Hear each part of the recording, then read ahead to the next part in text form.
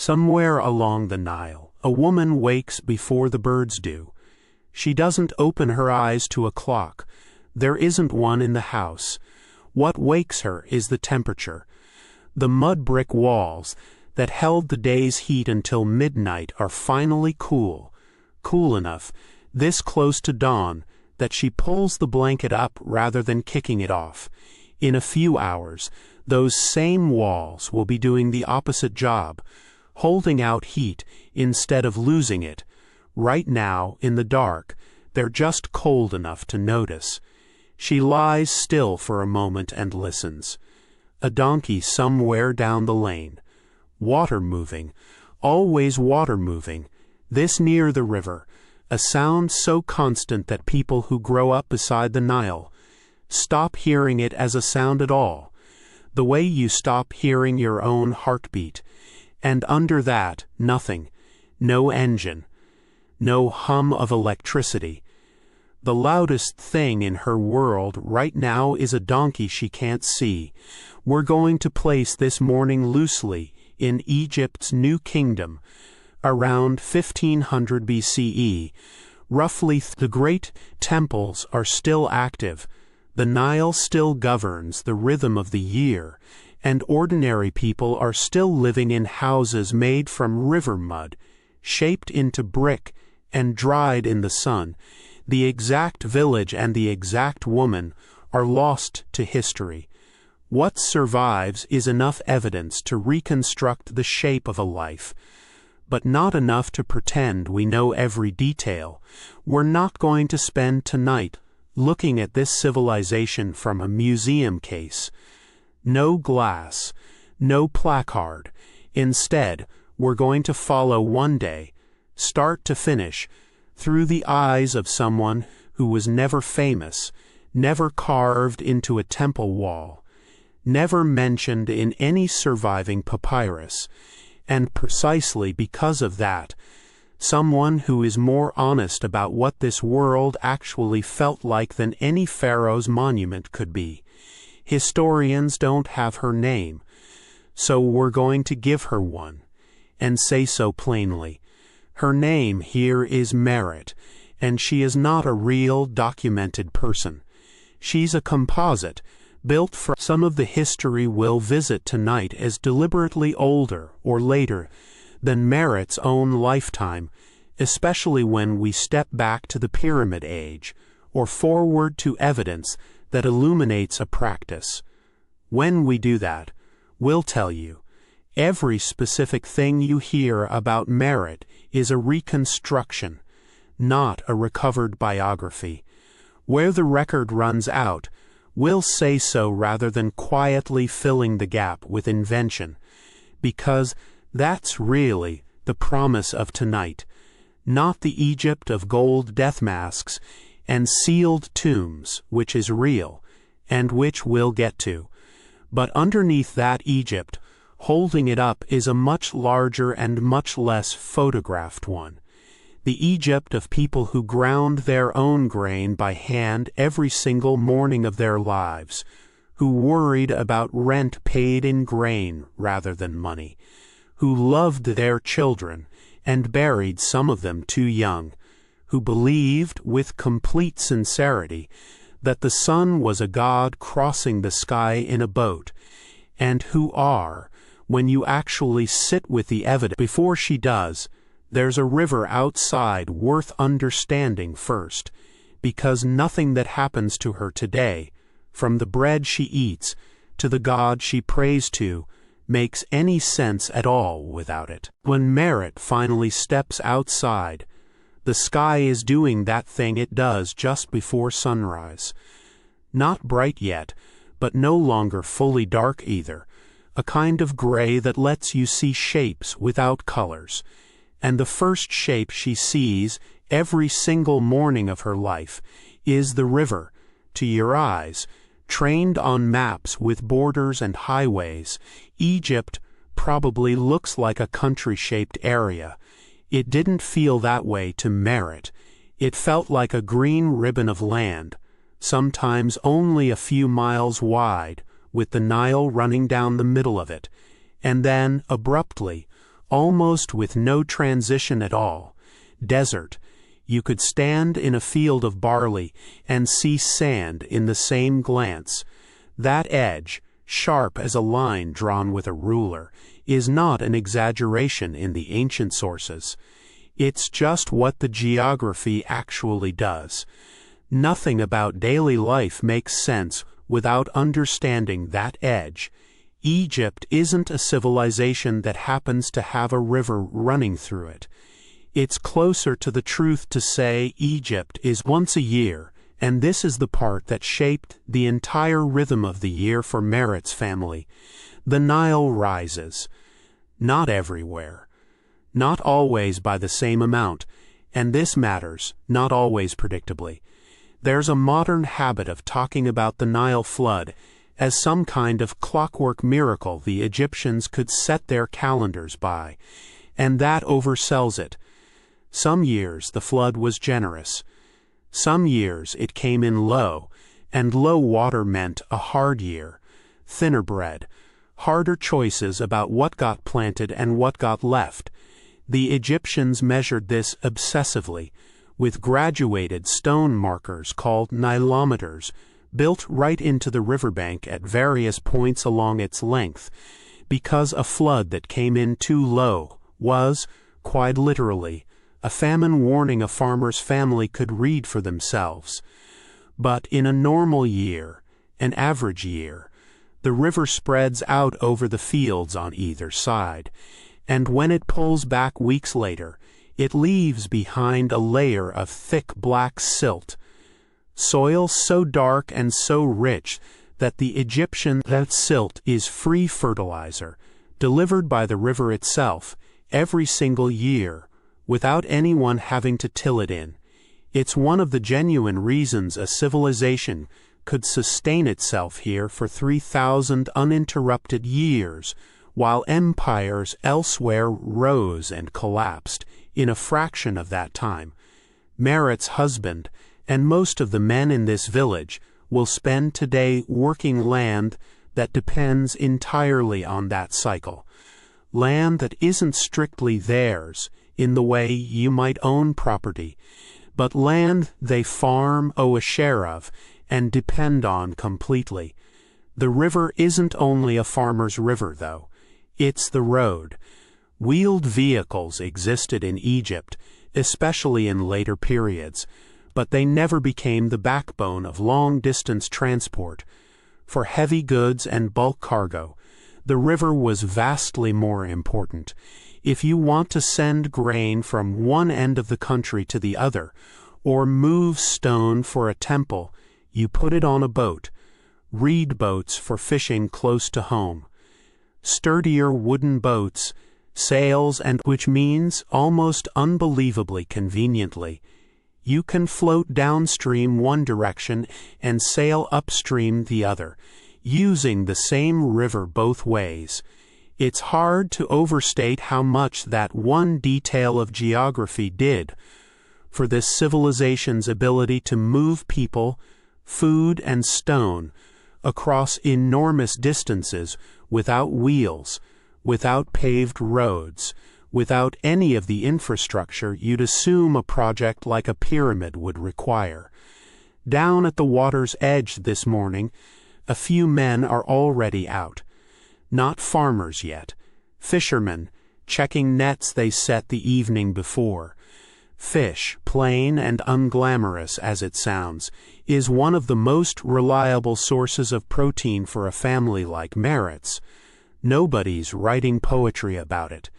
It's just what's actually on the table most nights, alongside bread, alongside beer, and we'll get to both of those very soon. For now, Meret does what she does most mornings.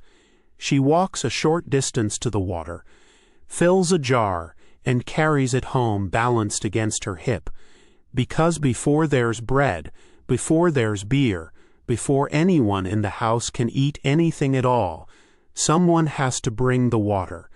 That, too, is the river's job. It is, this morning, as on every morning, the first task of the day. Before we follow Meret back inside, Let's stay by the water a little longer. The river that feeds this entire civilization is not a gentle one, and no honest account of daily life here can skip past that.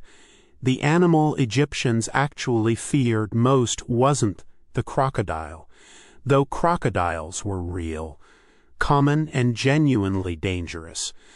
Large populations lived along the Nile in this period, and drownings and attacks were understood, ordinary risks of drawing water, fishing, or crossing at the wrong spot. The same way a modern coastal town understands the ordinary risk of a strong current, there was even a crocodile god, Sobek, worshipped specifically to placate that danger. That tells you plainly how seriously it was taken, since Egyptians tended to build a god around exactly the forces in their world that felt too large and too dangerous to simply ignore. The animal that actually killed more people, though by most modern reconstructions of the risk, was the hippo. Hippos were aggressive, fiercely territorial around the water Egyptians depended on every single day, and capable of capsizing the reed boats fishermen used without much effort at all. Pharaohs are recorded hunting hippos as a genuine display of royal power, specifically because the animal was seen as a real, chaotic threat worth a king's personal effort to subdue. Ordinary fishermen, with far less protection than a royal hunting party, simply worked around the danger as a known cost of using the river at all. On land, the danger shrank in size, but not in seriousness. The Egyptian cobra, the same snake immortalized on royal crowns as a symbol of protection and authority, was a real and present danger in fields and granaries, where it hunted the rodents, drawn to stored grain. Scorpions, too, were common enough that a specific goddess, Serket, was invoked directly for protection against their sting, and household charms against. Set against all of that danger is one animal relationship that turned out genuinely to be one of history's great success stories. The cat. Egypt became one of the great centers of the human-cat relationship, although the story of cat domestication did not begin in Egypt alone. Genetic and archaeological evidence points toward an early domestication process in the Fertile Crescent, followed by a deepening relationship between cats and people in Egypt. The practical reason is easy to understand. A granary full of stored grain attracts rodents, and a wild cat willing to hunt around human settlements is useful. Over generations, that practical relationship could become something much deeper. Egypt eventually became especially important in the cultural and religious history of cats, even if it wasn't the single birthplace of domestication. Over time, that practical relationship deepened into cats appear in Egyptian art, draped affectionately under chairs at family meals, and the killing of a cat, even accidentally, could carry real social and religious consequence. A level of protection genuinely unusual for its era, and a detail that tends to make ancient Egypt feel, to modern audiences meeting it for the first time, suddenly and warmly familiar. So the river Merit's entire world depends on is neither purely generous nor purely dangerous. It's both, constantly, at once. The same water that grows her family's grain and carries boats also holds animals capable of killing without warning. That's not a contradiction to her. It's simply what living beside a great river has always meant in any century to anyone who's actually had to do it. Back inside, the real work of breakfast begins, and it is work in a way that might surprise you if the word breakfast makes you picture something you can prepare half asleep in 5 minutes. There is no bakery on the corner. There is no bag of flour already ground and waiting on a shelf. If Merritt's household wants bread today, someone has to grind grain into flour today by hand using a flat stone slab called a saddle quern, and a smaller hand stone dragged back and forth across it, over and over, until what started as hard kernels of emmer wheat or barley becomes something fine enough to bake with. It is slow. It is repetitive. It is, by every account we have, mostly women's work, and it shows up in the archaeological record in an unusually direct way. Skeletons of Egyptian women from this period often show wear on the knees, the spine, and the arms, consistent with years of exactly this kind of kneeling, grinding labor. This isn't a detail historian. Grinding stone against grain is never a perfectly clean process. Tiny fragments of the grinding stone itself end up mixed into the flour, invisible to the eye. Over a lifetime of eating bread made this way, that grit wears down tooth enamel badly, dental wear, and the abscesses and infections that follow from it was one of the most common health problems in ancient Egypt, cutting across every social class, because everyone, rich or poor, was eating bread ground the same basic way. We'll come back to teeth later tonight, because it turns out ancient Egyptian dentistry is a genuinely fascinating and genuinely difficult part of daily life. For now, just hold on to the fact: the bread that fed this entire civilization was also slowly wearing it down. Once the flour is ready, the dough gets shaped, often into flat rounds, sometimes into small conical loaves, and baked either in a simple clay oven or, just as often, directly on a heat. The smell of that baking bread, mixed with river-damp morning air and wood smoke, is probably one of the most universal sensations of this entire civilization. Every household in Egypt, from a farmer's mud brick home to a scribe's slightly larger one, starts its day with some version of this same smell, and then there's beer. It sounds, to modern ears, almost like a joke. Beer for breakfast in a household with children in it. It wasn't a joke, and it wasn't really beer in the sense you're picturing.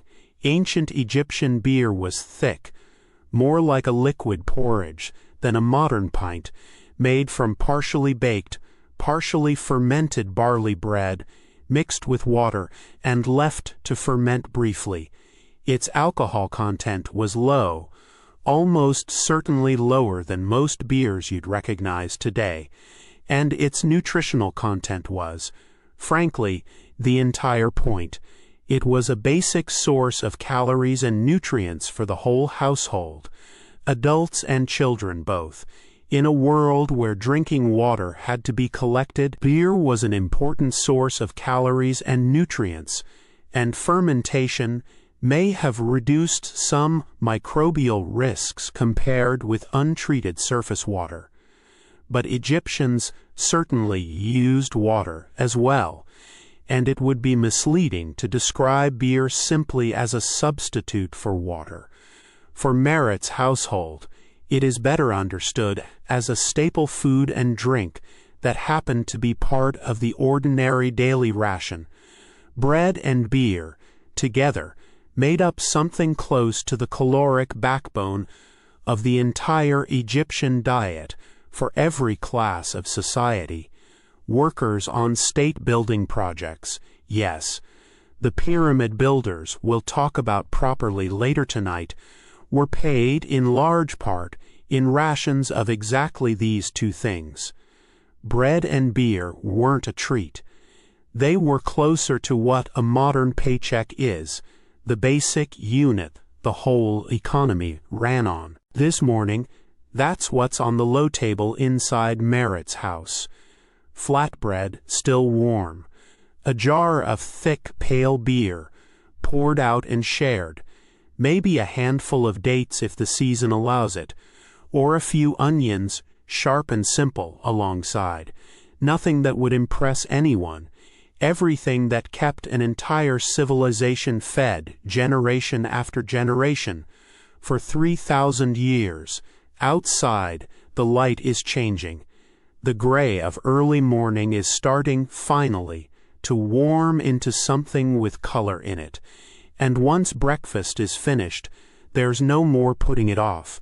The work of the day, Merritt's, her husband's, and very likely her children's too, is about to begin. Once breakfast is cleared away, Merritt's household scatters in different directions, and this is a good moment to correct something worth correcting early. There is no single ancient Egyptian job. We tend to picture this civilization through its most dramatic surviving evidence: pyramids, tombs, temples, and quietly assume that must mean most people spent their lives building or worshipping. In reality, the range of work in a village like Merritt's looked closer to the range of work in any settled agricultural society, just organized around the particular demands of a river-fed world. Most people, Merritt's husband among them, worked the land, but farming here wasn't a year-round, evenly distributed job the way you might picture it. It followed the river in 3 broad seasons that Egyptians used to organize the agricultural year: the inundation, the growing season, and the harvest. The exact rhythm varied with the river and with the region. But this is the season, not coincidentally, when the state pulled huge numbers of otherwise idle farmers into labor on major building projects, which is a detail worth remembering for later tonight when we get to the pyramids properly. There was the growing season after the water receded, when the black silt was fresh and everything got planted at once. And there was the harvest season, the most physically demanding stretch of the year, cutting and threshing and storing grain before the cycle began again. Down by the water, other men worked as fishermen, which we've already touched on, a trade that looked deceptively simple and was, in truth, skilled and occasionally dangerous, given how many of Egypt's waterways held crocodiles. Further into the village, you'd find craftsmen, potters, shaping and firing the clay vessels that every household needed for storage, cooking, and carrying water.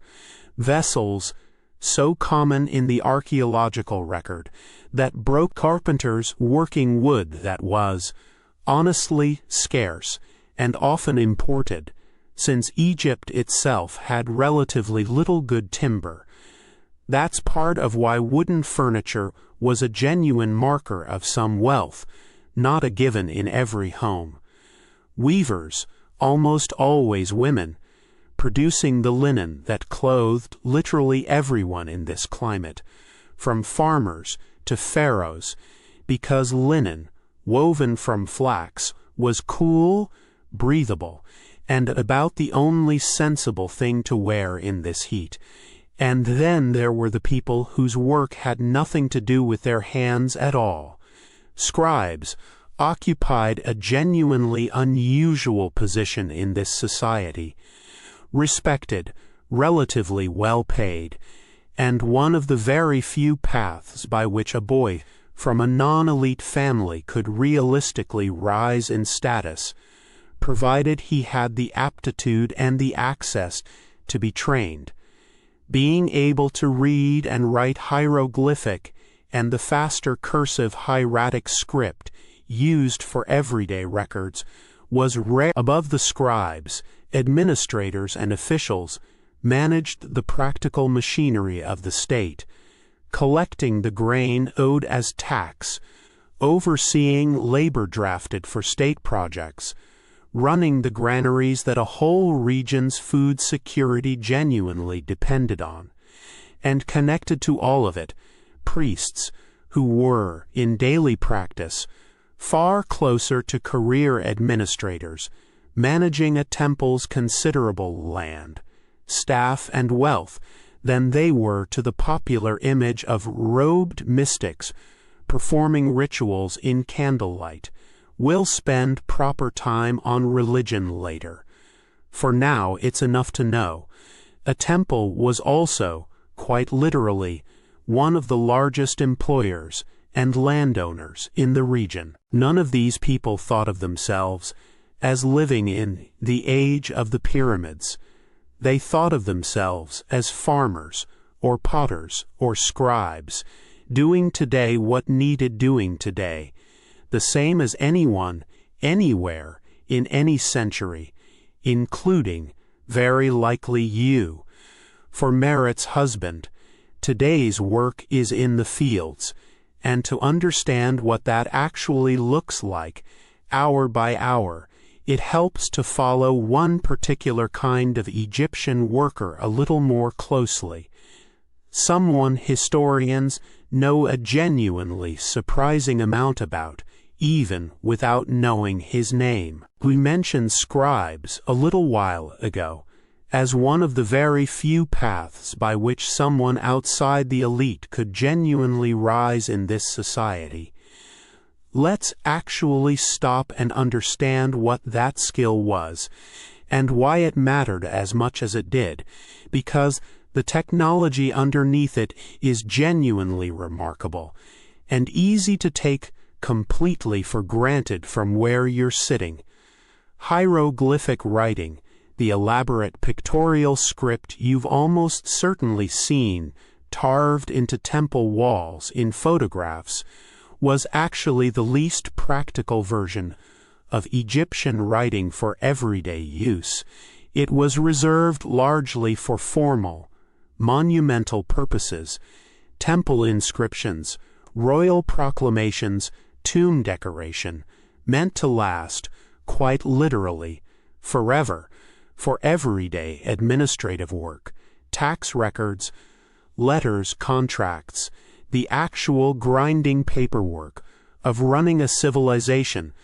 Scribes used a faster, more flowing cursive script called hieroglyph. Egyptian writing used hundreds of individual signs, combining symbols representing sounds with symbols representing whole concepts or objects, in a system that took years of dedicated training to master, typically starting as a boy around the age of 5 and continuing through his early teens under strict instruction. That "a boy's ear is on his back" line we mentioned earlier belongs specifically here, in scribal schools, where the stakes of actually learning this skill were treated with real seriousness. The material scribes wrote on deserves its own moment of attention, because papyrus was in its own right a genuine Egyptian technology, unique to this world. It's made from the papyrus plant, a tall reed that grew abundantly in marshy areas along the Nile, its stem sliced into thin strips, laid in overlapping layers at right angles to each other, pressed and dried until the plant's own natural sap bonded the layers into a single. The result was strong, foldable or roll-able, and durable enough, in Egypt's dry climate specifically, to survive for thousands of years. This is the detail historians are most grateful for, and it's precisely why so much of what we actually know about daily life in this civilization comes from papyrus fragments rather than any other source. Ink came from soot mixed with a binding agent for black text, and a mineral-based red ochre for emphasis and headings. Applied with a simple reed brush, trimmed and shaped to a fine point, it's a strikingly simple toolkit. Reed pen, mineral ink, plant fiber paper, capable of recording an entire civilization's administration, literature, religion, and correspondence in enough volume and detail that scholars are still translating new material from it. For someone like Merritt, none of this is a skill she has, or is ever likely to need directly, but it touches her life anyway, constantly, in ways. It's a scribe's letter that might carry news of a relative working construction further down the Nile. It's a scribe's inventory that tracks the temple grain her family might draw on in a hard year. She'll almost certainly never learn to read a single one of these documents herself, but her entire world, quietly, runs on people who can, and that's really the significance of writing in a civilization like this one. It wasn't primarily a tool for literature or personal expression, though both existed. It was, first and constantly, a tool for memory, a way for a state spanning a narrow strip of land 1,000 miles long to remember what it was owed, what it had promised, and what had happened accurately, long after any single person's own memory of the day would have faded. Let's imagine a man named Ka. Same as Merritt, Ka isn't a documented individual. He's a composite.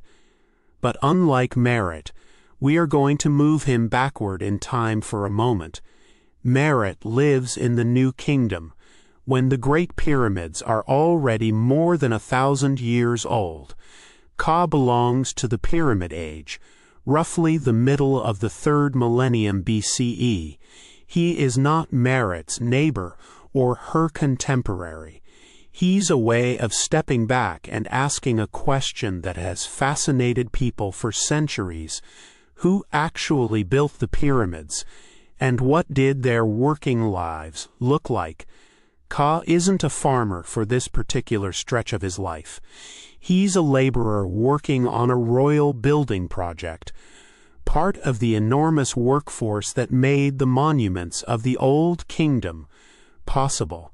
When we describe his day, we're combining evidence from worker settlements, administrative records, tomb scenes, and the physical remains of the construction sites. The man is imagined. The image of the Great Pyramid being built simply by armies of chained slaves under the whip is not what the archaeological evidence from Giza supports. The workers' settlement and cemetery point instead to a large, organized workforce that included skilled craftsmen and many manual laborers, supplied by the state with food and other necessities. Some workers appear to have been rotated in from agricultural communities, especially when the inundation limited field work. The settlement included bakeries and large-scale food production, and the bones recovered there show that the workforce had access to meat as well as the staple rations of bread and beer. Some crews even left informal graffiti and team names, giving the workers a surprisingly personal presence in what can otherwise feel like an impersonal monument. None of this means the work was easy. It absolutely wasn't. Moving multi-ton blocks of stone using ramps, sledges, levers, wetted sand to reduce friction, and enormous amounts of coordinated human muscle was grueling, physically dangerous labor, and skeletal remains from these worker settlements do show real evidence of the toll. Healed fractures, spinal stress, joint damage consistent with heavy repetitive strain. That does not mean the work was voluntary in a modern sense, or that ancient Egypt had no slavery. It did. People could be enslaved through war, debt, or other circumstances, and enslaved labor existed in Egyptian society. The narrower point is that the evidence does not support the idea that the Giza pyramids were primarily built by a mass population of chained slaves. The workforce appears to have been a complex mixture of laborers, specialists, and organized state service, with rations and housing provided on a large scale. Ka's day, then, looks something like this. He works from roughly working through peak Egyptian heat wasn't tough discipline. It was a real risk to health that everyone from farmers to overseers understood and planned around. There's a break through the hottest hours. Work resumes in late afternoon as temperatures drop, continuing until light fails. For this, Ka is paid, and it's worth being precise here, because paid doesn't mean coins. Egypt, at this point in its history, doesn't yet use minted currency in daily transactions the way you'd recognize. That's still centuries away. Instead, the entire economy runs on rations and barter, valued against fixed measures of grain, or occasionally a standard called a diban, a weight of copper or silver used as an accounting unit, rather than an actual coin changing hands. Ka's wages arrive as bread, beer, and grain, delivered on a schedule in quantities set by his role and his crew. If he wants cloth, or a tool, or a jar of oil, he trades some portion of those rations for it. It isn't romantic. Nobody involved would have called it romantic, but it's real, and it's better documented than almost any other detail of ordinary Egyptian life, precisely because a state running an economy on rations kept meticulous written records of exactly who was owed exactly what, records that happen 3,000 years later to be some of the best evidence historians have for how any ordinary person in this civilization actually lived. By the time the sun is properly up in Meret's own morning, the pyramid workers belong to a world more than 1,000 years behind her. The comparison is useful precisely because the monument is already ancient to her. The people who built it are no longer part of the world she actually lives in. They survive in stone, in administrative records, and in the work scars left in the bodies and settlements of the people who raised it. Watching Ka and his crew work raises a question that tends to get skipped over in most popular accounts of ancient Egypt. What were they actually building with? The honest answer is stranger and more impressive than most people assume. For most of this civilization's early history, including the Great Pyramid building age, Egypt did not yet have iron tools in any real, widespread sense. Genuine ironworking arrives here relatively late compared to some neighboring regions. What Egyptian workers actually used for cutting, shaping, and quarrying some of the largest stone structures ever built by human beings were tools made of copper and later bronze, a copper-tin alloy considerably harder and more durable than copper alone. But still, by any modern engineering standard, a genuinely soft metal to be asking to cut through granite and limestone at any real scale.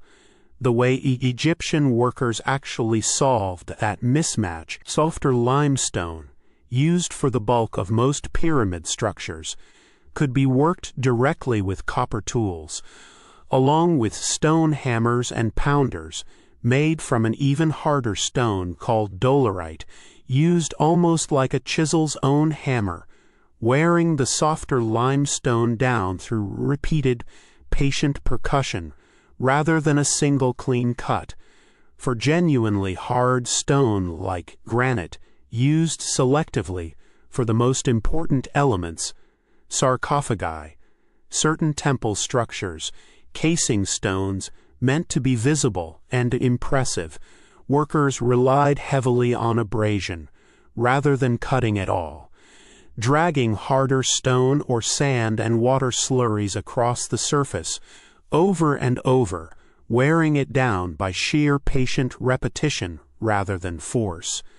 Some evidence also points to copper tools used in combination with an abrasive sand slurry, turning a soft metal saw into something closer to a delivery system for a harder abrasive material, doing the actual cutting work.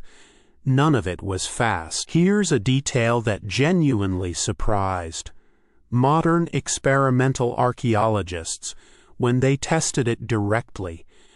Wetting the sand in front of a sledge measurably reduces friction, making a heavy load significantly easier to drag than over dry sand. There's actual physical evidence Egyptians understood and used this technique, including a tomb painting showing a man pouring water directly in front of a sledge, hauling a massive statue, recorded, seemingly, because it was worth remembering and passing on as genuinely useful, effective knowledge. Ramps, too, played a real role, though historians still debate the precise design used at different sites and different points in construction. Straight ramps, spiraling ramps, built up around a structure's exterior as it rose, or some combination changing as a project progressed. What's not in serious debate is the underlying achievement. Without a single iron tool, without any wheeled machinery capable of lifting genuinely heavy loads, using copper, bronze, wood, rope, stone, sand, water, and an enormous, well-organized, well-fed human workforce, Egyptian engineers coordinated projects on a scale that remained unmatched almost anywhere in the world for thousands of years afterward. For Ka, none of this is engineering theory. It's simply the practical texture of his working day. The particular ache of dragging a sledge over sand someone ahead of him has just wetted down. The specific rhythm of a stone hammer against limestone, repeated, patient, unglamorous, and, in aggregate, genuinely capable of raising structures that would still be standing, recognizable, 3,000 years later, long after every soft copper tool that helped build them had rusted away to nothing at all. There's no marketplace in Meret's village in the sense you might picture. No rows of permanent stalls, no fixed building for it. What there is instead is an open space near the water where, on certain days, people gather to trade directly with one another. A farmer with extra onions, a fisherman with more of the day's catch than his own household needs, a potter with a stack of newly fired storage jars. No money changes hands in the sense you'd recognize.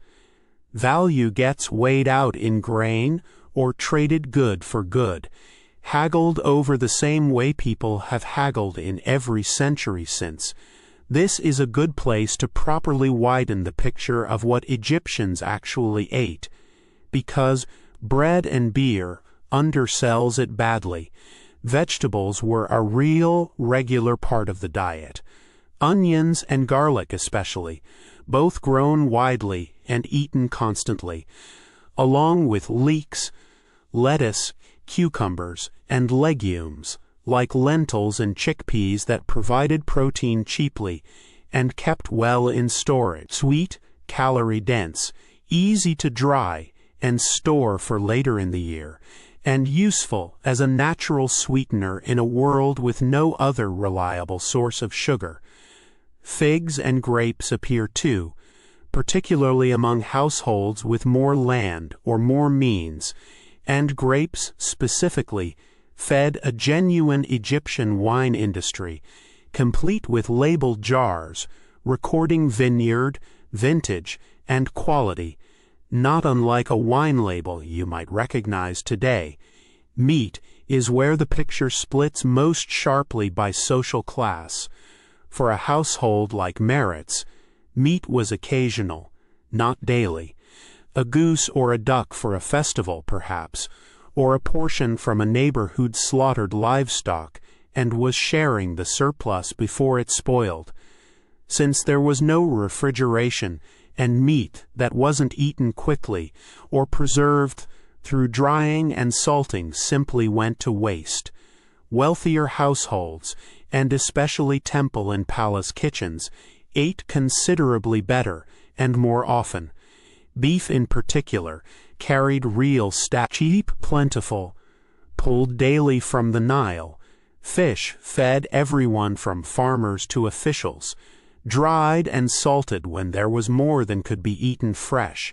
Seasoning leaned on what actually grew locally: coriander, cumin, dill, along with salt and honey where it was available, which functioned as roughly the only sweetener anyone had access to, and was, correspondingly, valuable enough that it shows up in temple offering lists and tax records both. And then there's the detail that tends to genuinely surprise people. Egyptians drank real wine, brewed real beer in several actual varieties beyond the basic household version, and clearly enjoyed both. Tomb paintings from wealthier households show banquet scenes with unmistakable evidence of people who have had, by any honest reading, quite a lot to drink, rendered with what looks a great deal like affectionate humor rather than moral judgment. This wasn't a puritanical culture, it's the frequency, the quantity, and the reliability. Merritt's family eats bread, beer, vegetables, and fish most days, meat rarely, wine almost never. An official's household eats much the same list, just considerably more of it, considerably more often, with meat and wine as an ordinary, unremarkable part of most meals rather than an occasion. It's a genuinely useful way to think about inequality in ancient Egypt generally. The wealthy weren't eating an entirely different diet from everyone else. They were eating a richer, more constant version of the same one, which is, if you think about it honestly, not so different from how food inequality actually works in most places, in most centuries, including, quite possibly, your own. Back near the water this morning, Merritt trades a little dried fish from yesterday's surplus for a handful of fresh onions from a neighbor, exchanges a few words about the coming harvest, and heads home. There's still a house to run, and children in it who'll need watching soon. Standing at the little riverside market where Merritt traded fish for onions, it would be easy to assume this is the whole of her world. One village, one stretch of river, one small circle of neighbors and family. In one very real sense, it is. Merritt will likely live her entire life within a fairly short distance of the house she was born in, and that's genuinely typical for the overwhelming majority of people in this period, in this civilization, the same way it was typical for most ordinary people across most of human history until surprisingly recently. but the objects passing through even a small village market tell a quieter, larger story. Egypt, for all its self-contained geography, sitting in that narrow green strip between two deserts, was never actually isolated. It sat at the center of a real, active web of trade and contact stretching in every direction, and evidence of that wider world shows up. To the south lay Nubia, a distinct and powerful civilization in its own right along the upper Nile, and Egypt's relationship with it was long, complicated, and shifted repeatedly across different periods, sometimes trade partners, sometimes rivals, sometimes, during periods of Egyptian expansion, a conquered and administered territory. What moved north from Nubia into Egypt regularly included gold, from mines that made the region genuinely famous in the ancient world, along with ebony, ivory, and exotic animal skins, materials that show up in elite Egyptian tombs and temple treasuries as genuine prestige goods, valuable specifically because they came from somewhere far away and hard to reach. To the northeast, across a stretch of difficult desert, lay the Levant, the region covering much of what's now the eastern Mediterranean coastline. Trade with cities there brought Egypt cedar wood, so that imported cedar-built ships, formed roof beams in wealthier homes, and shaped fine furniture, meaning that a genuinely well-made wooden chest or bed in an official's household, unlike almost everything else in it, likely began its existence as a tree in a forest hundreds of miles from where it now sat. Further afield, still Egyptian expeditions organized, state-sponsored voyages, not casual trading trips, sailed to a place the Egyptians called Punt, a region most historians place somewhere along the Horn of Africa or the southern Red Sea coast, though its exact location remains genuinely debated. What came back from Punt included incense, myrrh, and frankincense, resins burned constantly in temple ritual and considered essential to proper worship, along with exotic goods like live myrrh trees on at least one famous recorded expedition, transported carefully by ship to be replanted in Egypt itself. And none of this trade ran through anything resembling free, open markets in the modern sense. It was largely controlled, organized, and recorded by the state and by major temples, which had the resources, the ships, and the administrative capacity to mount genuinely long, difficult expeditions and manage the goods that resulted. But the effects of it trickled down in smaller ways to households considerably more modest than a pharaoh's. A bead of imported material passed through several hands before ending up in a village trader's stock, a small quantity of incense reaching a local shrine, an object or material with a story attached that had already traveled further than almost anyone in the village ever would themselves.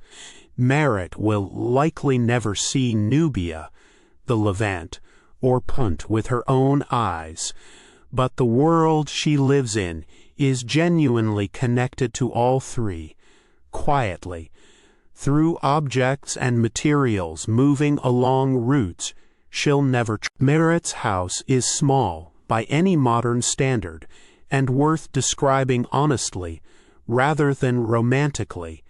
It's built from mud brick, river silt mixed with straw for binding strength, packed into wooden molds, and left to dry hard in the sun. This is, on reflection, a fairly remarkable material to build an entire civilization out of. Cheap, available literally at the doorstep thanks to the same river that feeds everything else here, and genuinely well suited to the climate, since thick mud brick walls are excellent at the exact thermal trick we mentioned back at sunrise, soaking up heat slowly through the day and releasing it slowly through the night, keeping the inside of the house measurably cooler than the brutal midday air outside. It's also, and this matters for how much of ancient Egypt has actually survived for archaeologists to find, not a durable material over centuries. Stone was reserved almost exclusively for temples and tombs. Ordinary homes, built for the living, were built from a material that was cheap, effective, and, over enough centuries of flooding, resettling, and rebuilding on the same riverside ground, largely dissolved back into the world it came from. It's a genuinely strange fact worth sitting with for a second. We know far more, in some ways, about how ancient Egyptians died than about how most of them lived, simply because what they built for death was built to survive, and what they built for daily life mostly wasn't. Inside, a house like Meret's is organized around function rather than any concept of rooms in the way you might picture them. There's a front room, often doubling as a workspace, where grinding, weaving, and other daily labor happens. Storage areas hold grain, oil, and beer in large ceramic jars, sunk partway into the floor in some households to keep contents cooler. Sleeping happens on simple raised platforms or mats, sometimes on the roof itself during the hottest. Flat mud brick roofs functioned as genuine extra living space. Somewhere to dry grain, store additional goods, work in better light, or simply sit in the evening once the day's heat had broken. A household's actual usable space was often closer to 2 stories than 1, even if only one of them had walls around it. Furniture, by modern standards, is sparse. A stool or 2, low tables, storage chests for what few valuable possessions a family owns, linen, tools, perhaps a small amount of jewelry. Wealthier households had considerably more. Proper beds raised off the floor, carved chairs, decorated chests. For a family like Meret's, most daily activity happens on mats on the floor, which is neither a hardship worth pitying, nor a detail to romanticize. It's simply how a household like this one is organized. The same unremarkable way you might describe furniture in any working household in any century, a courtyard, where the house has one, does real animals, if the household keeps any, are often kept there as well. Perhaps a goat, perhaps geese, contributing milk or eggs to a diet that, as we've covered, could always use the extra protein. What ties all of this together, more than any specific object in the house, is who's actually living in it. Egyptian households in this period were commonly multi-generational. Meret's own mother may well live under the same roof or close by, helping with grinding, weaving, and the children, while the household's able-bodied adults handle fieldwork and trade. Extended family wasn't a special arrangement reserved for hard times. It was closer to the ordinary default, the practical way a household with young children and physically demanding daily labor actually functioned. Generation, folding into generation under one roof or a cluster of adjacent ones. It's this household, gathered under one roof and one extended family, that Meret returns to now. With the morning's water fetched and the market visited, there are children who need tending, and a household that doesn't run itself. For a child in Merritt's household, none of what we've described so far is history. It's simply Tuesday. That's worth pausing on, because it's easy, telling a story like this one, to talk about ancient Egypt as though everyone living inside it experienced it as something grand and momentous. A child doesn't experience a civilization. A child experiences a house, a courtyard, a handful of relatives, and a river at the edge of the village that has always been there and always will be. The pyramids, if this family lives anywhere near them, are simply a shape on the horizon a child has seen every single day of their life, and has, quite possibly, stopped truly noticing at all. The way you might stop noticing a mountain you grew up next to. Childhood in this period honestly involves work fairly early by modern standards, though not in the harsh, joyless way that might imply. Small children help however small hands can help, fetching things, minding younger siblings, chasing birds. A girl learns weaving, grinding, and household management, largely by watching and helping her mother and grandmother, absorbing skills that will run her own household one day. A boy is more likely to follow his father into fieldwork or into whatever trade the family practices, learning by working alongside an adult rather than through anything resembling formal instruction. For the overwhelming majority of Egyptian children, that's the whole of their education. Practical, hands-on, learned inside the family. Formal schooling, reading, and writing were rare, and largely restricted to boys from families with money, connections, or both, being groomed specifically for careers as scribes or officials. These schools, where they existed, were demanding, and by all surviving accounts fairly strict. One advice text passed from a father to his son quite bluntly tells the boy that a boy's ear is on his back, meaning more or less that discipline was expected to be physical when necessary. Her children are learning a household and a trade, not becoming scribes, and that was true for the overwhelming majority of children in this civilization. Formal literacy was a specialized skill, concentrated among people whose families or circumstances gave them access to scribal training. Children did play, and this is where the archaeological and artistic record gets genuinely charming rather than solemn. Toys survive in real numbers. Small wooden and clay animals with legs designed to move, spinning tops, balls made of leather or woven reed and stuffed with straw or chaff, small clay dolls, and board games.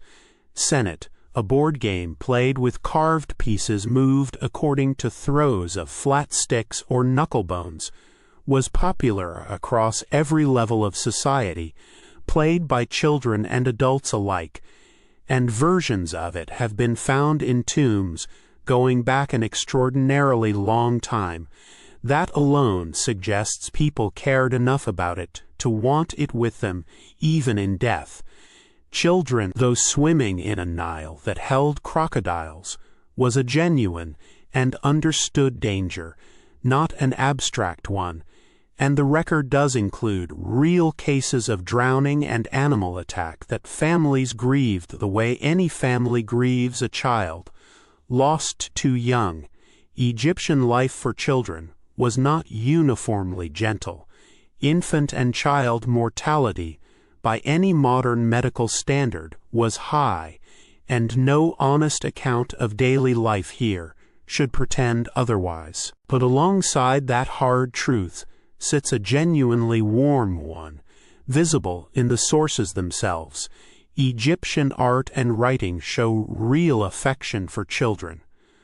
Wall paintings depict parents playing with sons and daughters, and surviving letters between family members express worry, tenderness, and plain parental love in language that reads, across 3,000 years, as completely recognizable. A father genuinely worried about his son's safety on a journey. A mother's grief, recorded and preserved, over a child she lost.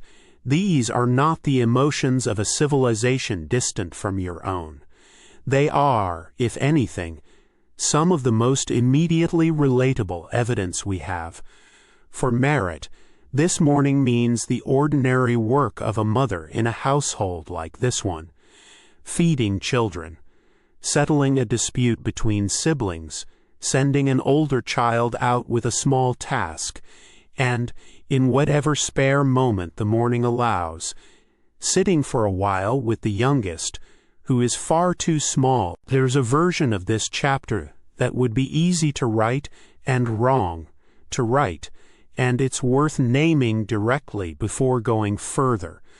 The idea that women in ancient Egypt simply had no rights, no property, and no real standing, confined entirely to the home, legally invisible, dependent entirely on a father or husband for their place in the world. It's a common assumption. It's also measured against the actual legal and administrative record, significantly overstated. Egyptian women could own property in their own name, independent of a husband or father. They could buy, sell, and inherit that property. They could enter into legal contracts, initiate lawsuits, and appear before local courts as parties in their own right, not represented through a male relative. Surviving court records show them actually doing this, disputing property, pursuing debts owed to them, defending inheritance claims. There was no formal, religious, or state ceremony in the way you might picture one. A couple was considered married largely once they began living together and presenting themselves as a household, and marriage contracts, where they survive, function mainly as financial agreements. What property each party brought into the household, what would happen to that property in the event of divorce, and, notably, divorce was available to both husbands and wives, not a one-sided privilege. It wasn't necessarily easy, and it certainly wasn't free of social consequence, but it existed as a real legal option for women as well as men, which was genuinely unusual for the ancient world more broadly. None of this means Egypt was some kind of ancient model of gender equality by modern standards, and it would be dishonest to suggest that. The vast majority of scribes, officials, priests of the highest rank, and virtually every pharaoh across 3,000 years were men. The monuments, the temple inscriptions, the state correspondence, because the roles that generated that kind of record were, in practice, held by men. The honest picture is neither women had no rights, nor Egypt was equal. It's something more specific and more interesting than either extreme. Women held real, legally documented economic and legal standing inside a society that was still, in its visible public and religious hierarchy, dominated by men. Inside a household like Merit's, the practical division of labor looked roughly the way you'd expect from everything we've already covered this morning. Merit and the other women of the house handle grinding grain, baking, brewing, weaving linen, a skill so universally needed and so time-consuming that it occupied an enormous share of a woman's working life across every level of society, along with the bulk of childcare and the ongoing management of the household's store. Merritt's husband and the household's other men handle field work, construction labor when the season calls for it, and any trade that requires travel or dealing directly with officials over land and tax obligations. It's worth being clear that this division reflects the physical and social realities of the period, rather than any formal legal restriction on what a woman could do. Wealthy women are documented managing substantial estates and business affairs directly, and in some documented cases, women worked independently as midwives, professional mourners for funerals, or minor priestesses, particularly in cults connected to goddesses like Hathor. For Merritt specifically, on an ordinary morning like this one, the actual texture of her day is less about any of these larger legal questions and more about the constant, overlapping demands of running a household with young children in it, grinding what needs grinding, managing what food remains until the next market day, watching a child underfoot while trying to finish a task with both hands. It's not glamorous work, and the historical record, if we're honest, preserves relatively little direct testimony from women like her specifically, as opposed to women of higher status whose names and words survive in writing. But the legal and archaeological record around her, the property records, the court documents, the tomb paintings of women working alongside men, gives us real confidence in the shape of the life she's living, even without her name attached to a single surviving line of it. We mentioned earlier that Egyptian women, Merritt included, could bring disputes before a court and be heard in their own right. That's worth pausing on properly, because ancient justice tends to conjure images of arbitrary royal decree, and what actually existed here was considerably more grounded and more local than that. For genuinely serious matters, major crimes, disputes involving the state, cases touching on royal property or officials, justice did run up through more formal channels, eventually reaching the vizier's court if necessary. But the overwhelming majority of ordinary disputes, the kind that actually touched a household like Merritt's, were handled at a much more local level, by a body called the Kenbet, a local council of respected community members, elders, and local officials, convened to hear a dispute and render a judgment without needing to involve the distant machinery of the state at all. What boundary disputes between neighboring fields? A genuinely constant source of conflict, since the Nile's flood physically reshaped field edges every single year, meaning boundary markers that seemed clear one season could be legitimately contested the next. Disputes over inheritance, when a household's property needed dividing among children or other heirs, and not everyone agreed on the fair split.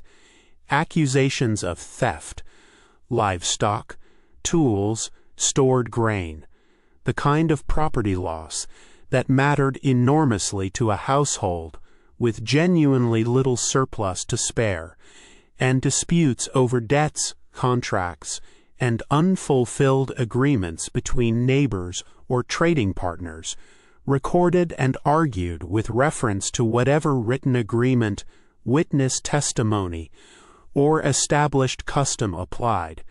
The process itself, as surviving records describe it, involved both parties presenting their case directly, often supported by witnesses willing to testify to what they'd mattered enormously in this system.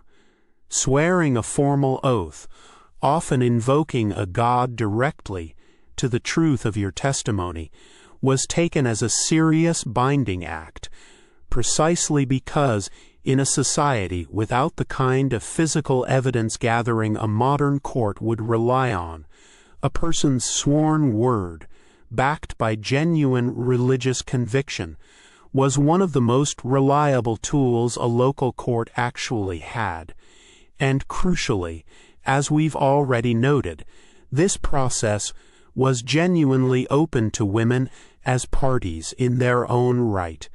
A woman could bring a case against a neighbor over a boundary dispute, defend her inheritance against a challenging relative, or pursue a debt she was owed, appearing and arguing on her own behalf, not through a husband or father standing in for her.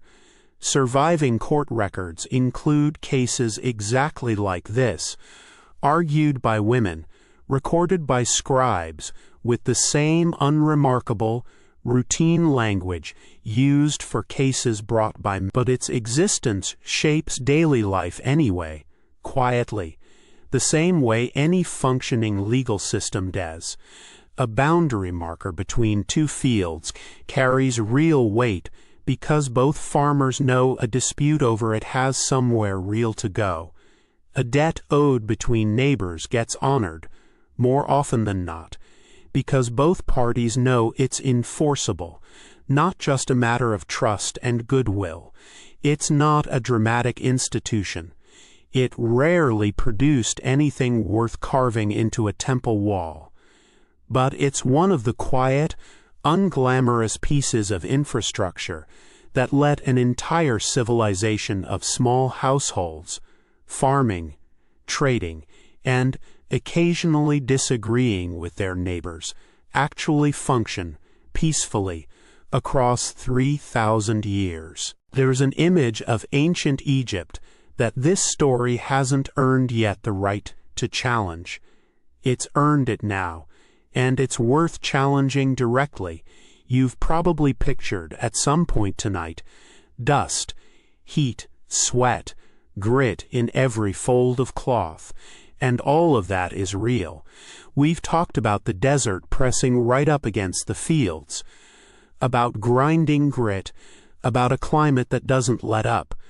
But set against all of that heat and dust is a fact that surprises most people the first time they hear it. Ancient Egyptians were, by the standards of almost any other ancient civilization historians can compare them to, unusually preoccupied with being clean. Start with clothing. Linen, woven from flax grown right along the riverbanks we've already spent so much time near tonight, was the fabric almost everyone wore, rich or poor, because it suited this climate better than almost anything else available. Light, breathable, quick to wash, and quick to dry in Egyptian sun. For someone like Merit, everyday clothing is simple. A plain linen kilt or wraparound garment for the men, a simple sheath dress for the women, undyed, practical, made to be washed often rather than preserved carefully. Wealthier Egyptians wore linen too, just finer, more finely pleated, sometimes nearly translucent in the very finest grades reserved for elites and priests. But the material itself, remarkably, was the same across every level of society. The real marker of wealth wasn't what fabric you wore. It was how fine, how white, and how elaborately pleated it was. Washing that linen was genuine, regular household work, usually done at the riverbank, beaten against stones and rinsed in the current. One more task that ties this household, and every household like it, physically back to the Nile, over and over, all day, every day.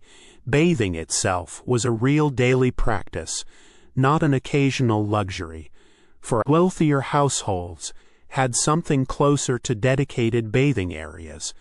sometimes a raised stone slab where a servant would pour water over the bather, functioning as a genuinely early version of what you'd recognize as a shower. Soap in the modern sense didn't exist, but Egyptians used natron, a naturally occurring salt mixture also central to mummification, along with plant-based oils as a cleansing agent. And those oils weren't only about hygiene. In a hot, dry climate, oiling the skin regularly was basic, practical skincare, preventing the kind of cracking and irritation that harsh sun and dry air would otherwise cause. This wasn't vanity. It was closer to sunscreen. Hair tells a similarly surprising story. Both men and women commonly kept their natural hair quite short, or in some cases shaved the head entirely, for exactly the practical reason you'd guess. It was simply cooler and easier to keep clean. Over that shaved or short natural hair, wigs were worn extensively by men and women both, across every class that could afford one. From simple, affordable versions made of plant fiber for households like Merritt's, up to elaborate, expensive wigs of real human hair for the wealthy, styled in tight curls or long plaited sections, depending on fashion and status. It's a genuinely clever solution once you sit with it.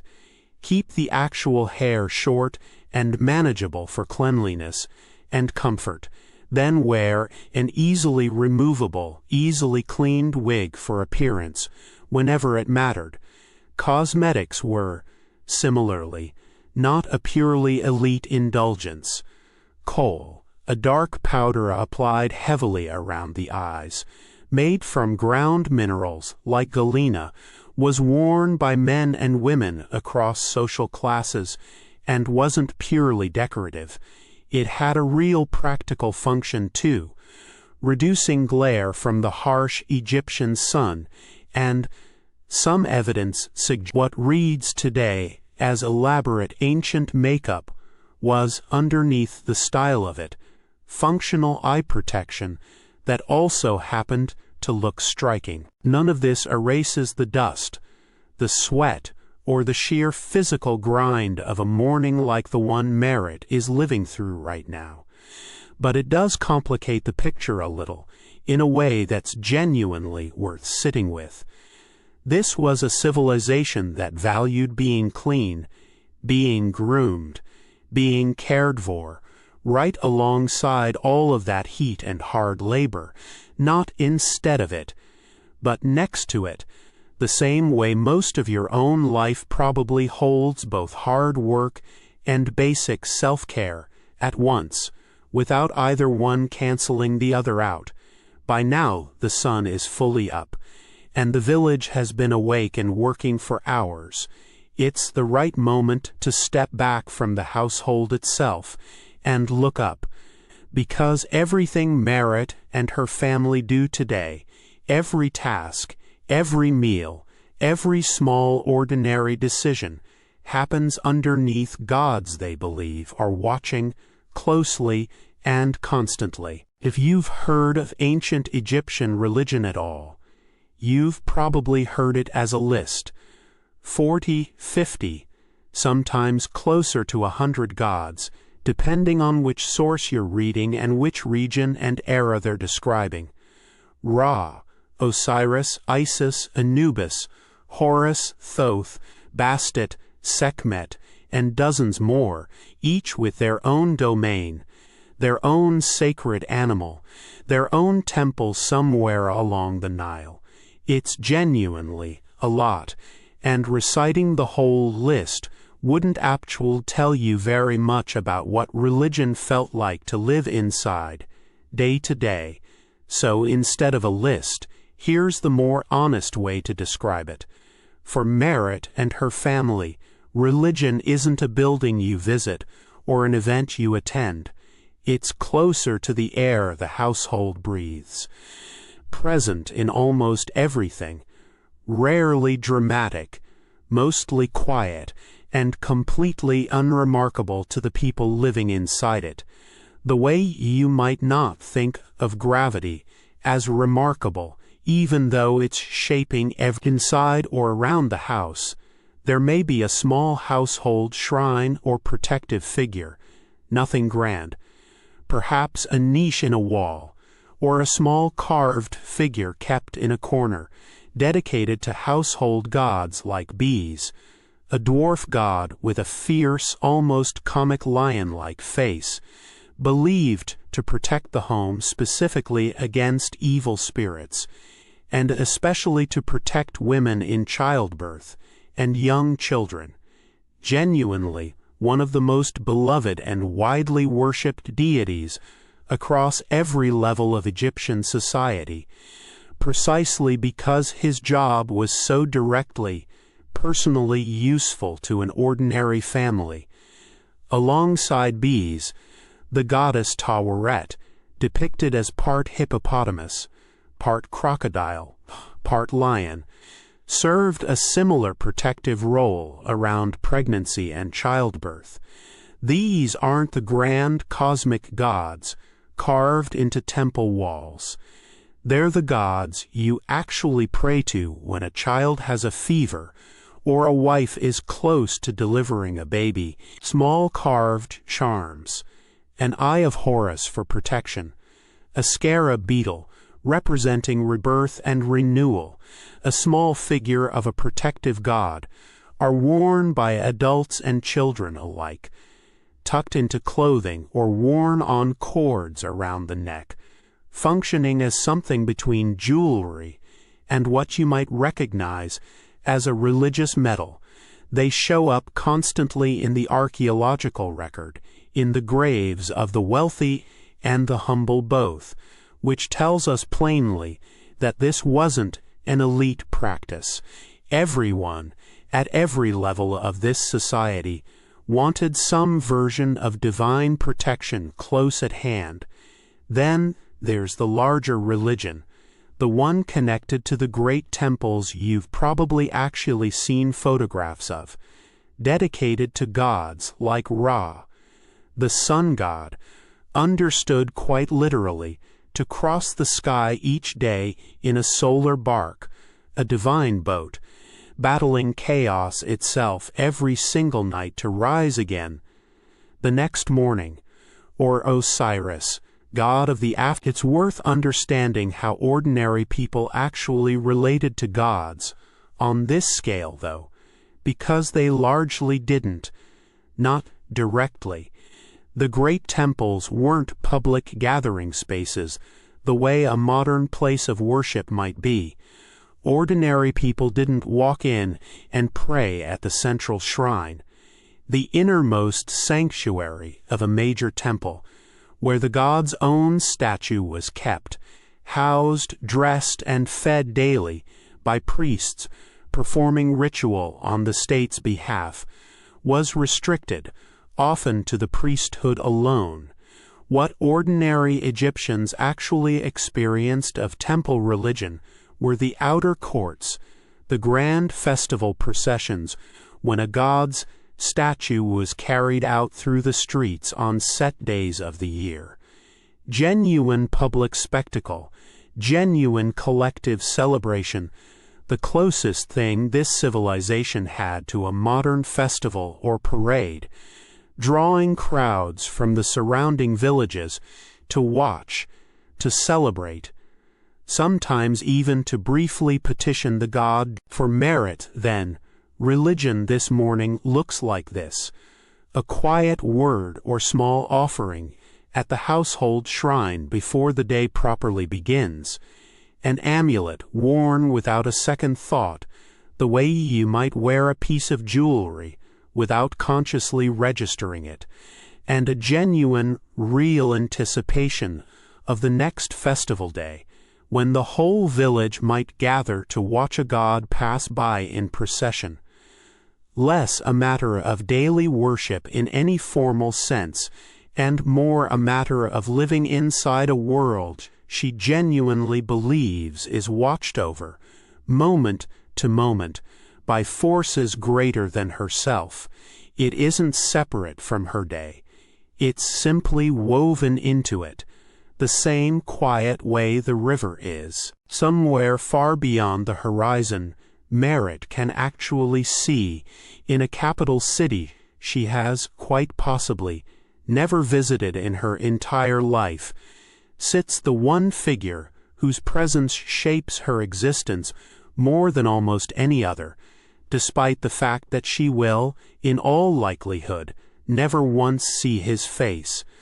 The Pharaoh, to Merit, is not simply a head of state in the modern sense.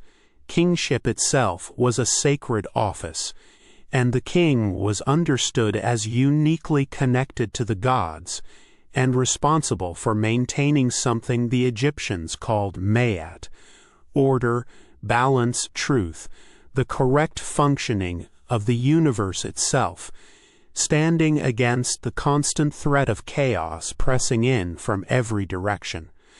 From the desert at the edge of the fields, from a Nile flood that might fail, from any disorder that might unravel the world.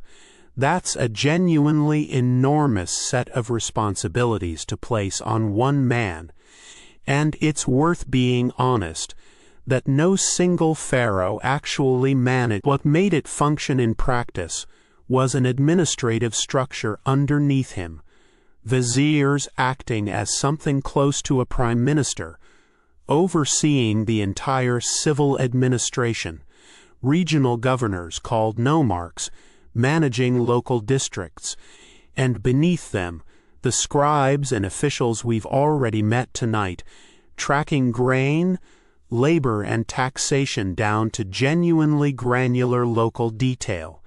And taxation is really where the pharaoh's presence becomes concrete and unavoidable in Merit's actual life. There's no coined currency changing hands here, so tax isn't paid in coins. It's paid in a share of the harvest itself, assessed by officials who traveled from field to field, measuring and recording expected yield, and later returning to collect the state's portion, which was stored in state and temple granaries, functioning as something between a bank and a strategic reserve. This wasn't a minor bureaucratic detail. It was the same basic mechanism, barely changed for well over 1,000 years, that had let the state feed workers on projects like the one Ka labored on, generations before Merit was even born, and that lets it maintain temples and, critically, survive a bad flood year by drawing on grain stored from good ones in her own lifetime. A famine in a low flood year wasn't automatically a catastrophe, provided the state's granaries were well managed and well stocked. When they weren't, the consequences could be severe, and Egyptian history does include real periods of exactly that kind of breakdown. This is also the right moment to return properly to the pyramids, because we've already started correcting one myth about them, the myth of chained slave labor. There's a second myth worth setting right alongside it, the idea that building them was primarily about a pharaoh's personal vanity. It's more accurate and more interesting to understand pyramid building. It's secured in the Egyptians' own genuine religious understanding, the pharaoh's successful transition into eternal life after death. That mattered enormously to Merit's world too, because a pharaoh who failed at that transition was believed to put Mayat itself, the order of the entire universe, at risk. In Ka's time, it employed, fed, and organized enormous numbers of otherwise idle agricultural workers during flood season, exactly the system we already walked through with him, and it demonstrated in the most physically undeniable way available to any ancient state, the sheer administrative and logistical capability of the pharaoh's government, the ability to coordinate stone quarrying, river transport, tens of thousands of organized workers, and precise engineering, sustained over years or decades without a single modern tool. None of that is abstract to Merit, even if she's never laid eyes on the pharaoh himself, and even if the pyramids in particular are, by her time, a finished chapter rather than a live project. It's the reason a portion of every harvest disappears into a granary she doesn't control. It's the reason her husband and men like him might spend flood season working on a temple or canal rather than sitting idle. The same basic system that once pulled Ka into pyramid labor, still running, just aimed at different stone by her lifetime. It's the reason there are officials who periodically walk her family's fields with measuring cords, and scribes somewhere, keeping records of exactly what her household owes. She has no illusions of ever meeting him. But in a very real, very practical sense, the pharaoh is present in her life every single day, not as a face, but as the largest and most powerful presence at the very top of a system that shaped. By early afternoon, the day's hardest heat has passed, and it's a natural point in Merit's day to pause. It's also a natural point in this story to talk honestly about what happens when something goes wrong in a body, in a world with no hospitals, no antibiotics, and no clear line yet between medicine and magic. We already promised to come back to teeth, so let's start there. Dental problems, as we mentioned this morning, were close to universal in ancient Egypt, cutting across every social class, driven largely by the grit ground into bread from the very stone tools used to make it. Mummified remains show this with unusual clarity.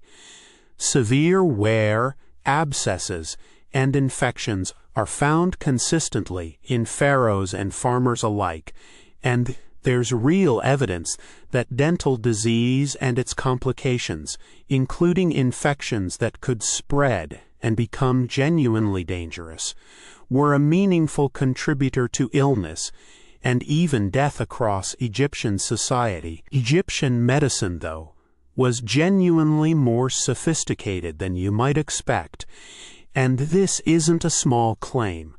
It's backed by real surviving evidence. Several detailed medical papyri have survived into the modern era, most notably one called the Edwin Smith Papyrus, which reads remarkably almost like a modern clinical case file.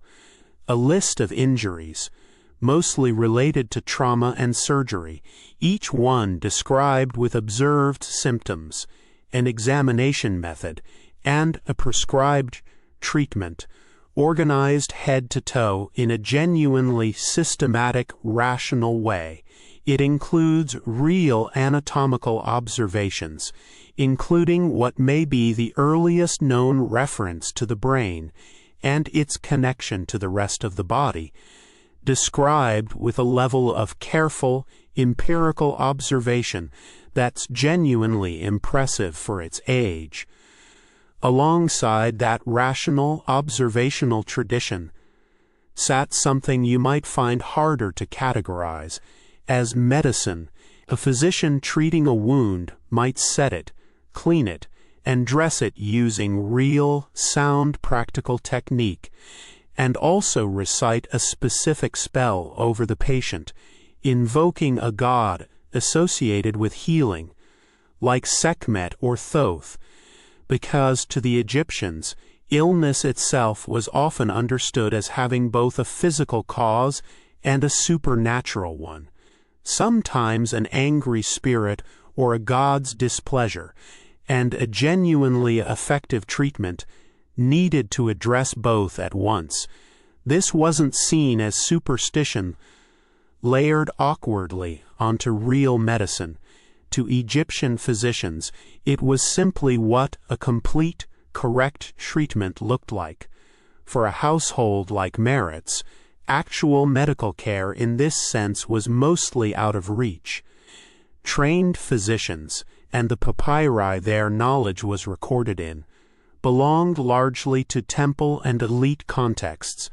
What an ordinary family had instead was a real working tradition of herbal and household remedies, passed down largely through specific plants and minerals for stomach complaints, fevers, and skin conditions, and amulets and small protective spells, invoked at home, for exactly the same reason a temple physician might invoke one, because in this worldview, addressing only the physical side of an illness was never considered complete treatment.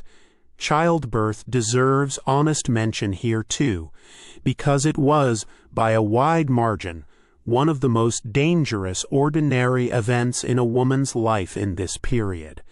A genuine, significant cause of death for young women across ancient Egypt, managed at home, assisted by other women in the household or a local midwife, invoking exactly the protective gods we met earlier, Bees and Taweret, because the risk was real, understood, and constantly present, not a distant abstraction. And death itself, when it came, whether from illness, injury, childbirth, or simply old age, was not something Meret's world tried to avoid discussing or planning for.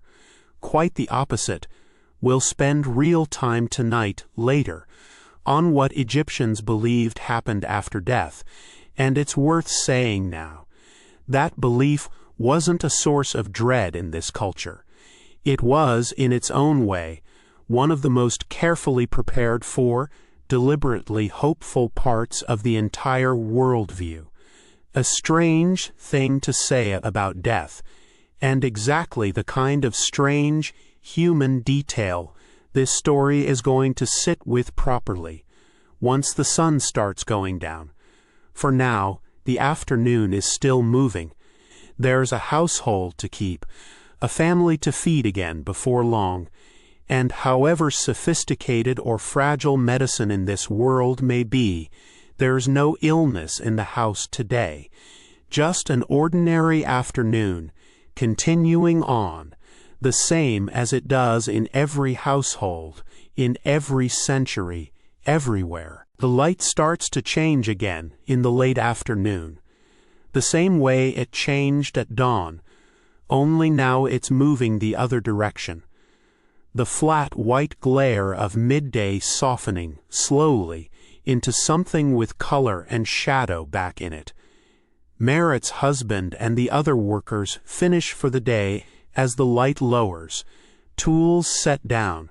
The day's work a little further along than it was this morning. Out in the fields, the same thing is happening. The working day winds down, not because a bell has rung. There is no bell, but because the light itself is telling everyone, the same way it always has, that the working part of the day is over. Back at the house, the evening meal is coming together, and it's worth noticing that it looks a great deal like breakfast did. Bread, beer, whatever vegetables or fish the day provided, perhaps a little more if today was a good day for the household's stores. There's no real concept, in this world, of breakfast food versus dinner food, the way you might think of it. This matters more than it might sound like. For most of the day, this household has been scattered. Field work here, household labor there, children underfoot in between. The evening meal is the one point where the whole family is actually together, and the sources suggest Egyptians valued that gathering, the way most people, in most places, in most centuries, have valued it, not as a formal ritual, just as the natural shape the end of a day takes when people who love each other finally stop working long enough to sit down. After the meal, on a good evening, there's a stretch of time that belongs to nobody in particular. No more work expected, not yet time to sleep. This is where the archaeological and artistic record gets, again, genuinely warm. Music was a real and constant part of Egyptian life, not an elite luxury. Simple instruments like reed flutes, hand drums, and sistrums, a kind of rattling percussion instrument closely associated with storytelling, filled these evenings too, in a tradition we know existed, even though almost none of it survives directly, because it was spoken, not written. Tales of gods, of clever heroes outwitting danger, of faraway lands, told aloud by whoever in the household was good at telling them, passed down the same way stories are passed down in any oral tradition, changing slightly with each retelling, shaped by whoever's telling it that particular night. And there was Senate, the board game we met earlier, through the eyes of Merritt's children, played now by the adults too, in that unhurried after-dinner stretch, a genuine, documented part of Egyptian leisure across every level of society, from farmers' households to royal tombs stocked with beautifully carved Senate sets, meant to entertain the dead in the afterlife the same way they'd entertained the living. None of this looks especially different from an ordinary evening you might recognize.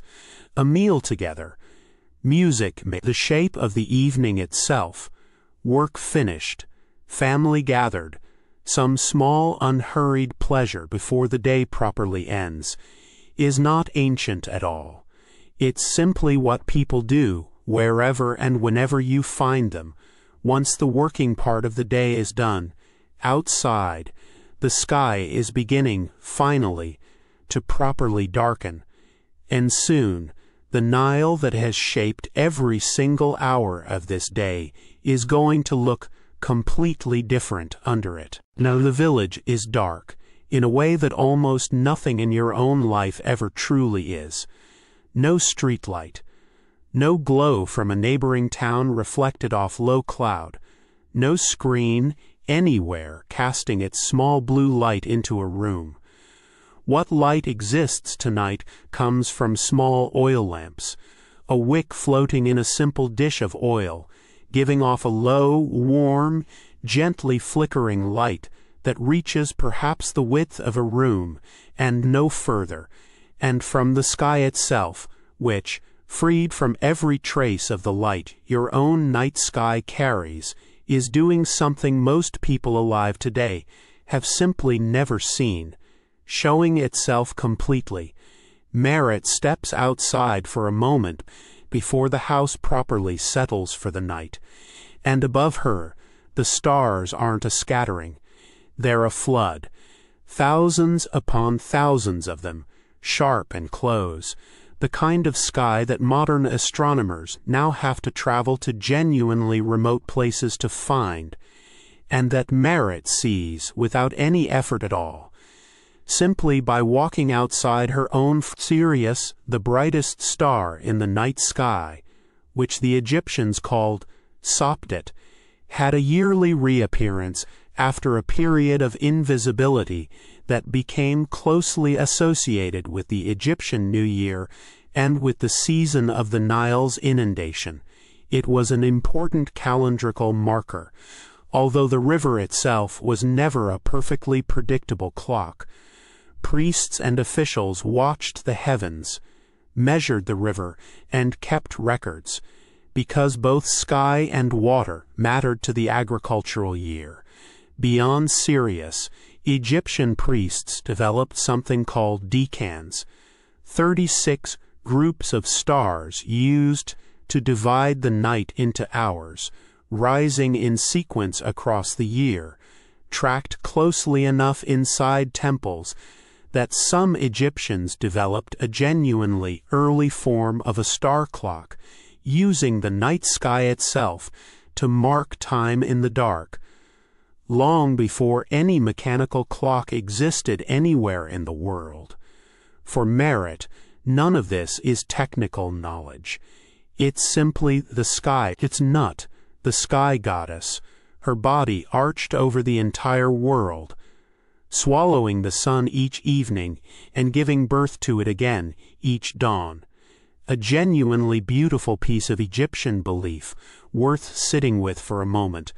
Night, in this worldview, isn't the absence of the sun, it's the sun's own journey through the body of a goddess, traveling through darkness on its way back to morning. Inside, the house is settling. Small children are already asleep, worn out the honest way children get worn out from real physical play, real sun, a real, full day, with nothing keeping them artificially awake past the point their bodies are ready for rest. The oil lamp is put out, or left low. There is no need to tell ourselves that Merit's night followed a single universal pattern. Ancient evidence is too fragmentary for that. What we can say with confidence is that darkness imposed a very different rhythm on the household. Once the lamp went out, there were few reasons to remain awake simply for the If Merit wakes during the night, there is no glowing clock telling her how much sleep she has left. There is only darkness, the familiar sounds of the house, and the knowledge that dawn will eventually arrive. Somewhere outside, that river is still moving, exactly as it was this morning, exactly as it will be tomorrow, indifferent to any of it. The flood it will bring next year, the grain it will feed, the family sleeping quietly, a short walk from its bank tonight. Before this night ends, it's worth sitting for a while with the one part of ancient Egyptian belief that most people already know something about, even if they've never heard any of the rest of what we've talked about tonight. Underneath the gold masks and the sealed tombs is a belief system that's genuinely more thoughtful and more comforting than the popular image of it usually suggests. Egyptians believed a person was made up of several distinct parts, not just a single soul the way you might think of one. There was the Ka, a kind of life force or spiritual double, born alongside a person and needing sustenance even after death. That's exactly why tombs were stocked with food, drink, and offerings, not as sentimental gestures, but as genuine practical provisions for a very real ongoing need. There was the Ba, something closer to what you might call personality or individual character, often depicted as a bird with a human head, believed able to travel between the getting there wasn't automatic. It required judgment, and the Egyptian vision of that judgment is genuinely one of the more remarkable ideas to survive from the ancient world. In the Hall of Judgment, presided over by Osiris, the god of the afterlife himself, the deceased's heart was weighed on a great scale against a single feather, representing Mayat, truth, balance, the same concept of cosmic order that shaped the pharaoh's entire role in the world above. If the heart was light, unburdened by wrongdoing, the person passed into a genuinely pleasant eternal life, often imagined as a kind of idealized version of the very world they'd just left, the field of reeds where the Nile still flows. The fields still need tending, and the dead continue a version of ordinary daily life, forever, in conditions considerably better than the ones they left behind. If the heart was heavy, weighed down by wrongdoing, it was devoured by a waiting creature called, to the Egyptians, that was a far more frightening prospect than any version of hell, because it meant no afterlife at all. Not punishment, just complete and final non-existence. For someone like Merit, without the wealth for an elaborate tomb, elaborate mummification, or a book of the dead copied out by a trained scribe to guide her safely through that judgment, the promise of the field of reeds was still genuinely, sincerely hoped for. Simpler burial, simpler preparation, but the same fundamental belief, the same fundamental hope, shared across every level of this society, that a life honestly lived, a heart light with truth rather than heavy with wrongdoing, would be rewarded with more life, not less, not a strange, unfamiliar heaven. More of exactly what she already had: a family, a river, fields, ordinary days worth continuing. Forever, there's something worth carrying with you out of that. Whatever you personally believe, it was built out of an enormous, careful, 3,000-year-long act of hope. The belief that an ordinary life, honestly lived, deserved to continue.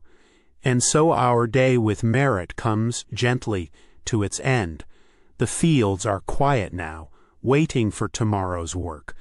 The river keeps moving past a village that will, centuries from now, leave almost no trace behind for anyone to find.